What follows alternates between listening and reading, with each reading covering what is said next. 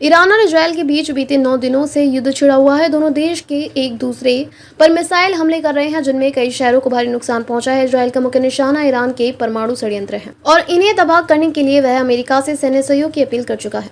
हालांकि इस मुद्दे पर अमेरिका के राष्ट्रपति डोनाल्ड ट्रंप ने बयान दिया है, वह इजरायल को चुभ सकता है। ट्रंप ने कहा कि अमेरिका सेनाएं भेजना आखिरी विकल्प होगा। इससे पहले इजरायल को खुद ही स्थिति संभालनी होगी। राष्ट्रीय ट्रंप ने साफ कहा कि हमारे पास अधिकतम 2 सप्ताह का समय है। ईरान के फोर्दो न्यूक्लियर प्लांट को इजरायल अकेले नहीं नष्ट कर सकता। ट्रंप ने यह भी जोड़ा कि इजरायल के पास फोर्दो जैसे भूमिगत ठिकानों को पूरी तरह खत्म करने की तकनीकी क्षमता नहीं है। वह इसके केवल एक हिस्से को ही कुछ हद तक नुकसान पहुंचा सकता है, लेकिन यह अपर्याप्त है। फोर्दो प्लांट ईरान की राजधानी तेहरान से करीब 100 किलोमीटर दूर है। यह पर्वतीय इलाके में गहराई में बना हुआ है, जिससे इसे हवाई हमलों से बचाना अपेक्षाकृत आसान हो जाता है। यही कारण है कि अमेरिका और इजरायल दोनों इसे गंभीर खतरे के रूप में देखते हैं। एक नई रिपोर्ट के मुताबिक ईरान अब पूरी तरह न्यूक्लियर बम बनाने की स्थिति में है। व्हाइट हाउस की प्रेस सचिव कैरोलिन लेविट के अनुसार अगर ईरान के सुप्रीम लीडर अनुमति दे दें तो ईरान कुछ ही हफ्तों में परमाणु बम तैयार कर सकता है। कैरोलिन ने कहा कि तेहरान के पास परमाणु बम के लिए जरूरी तभी संसाधन मौजूद हैं और यह वैश्विक सुरक्षा के लिए बहुत बड़ा खतरा बन सकता है। इजरायल ने 12 जून को ईरान के परमाणु ठिकानों पर बड़ा हमला किया। इस सैन्य अभियान को ऑपरेशन राइजिंग लॉयन नाम दिया गया। इसके जवाब में ईरान ने भी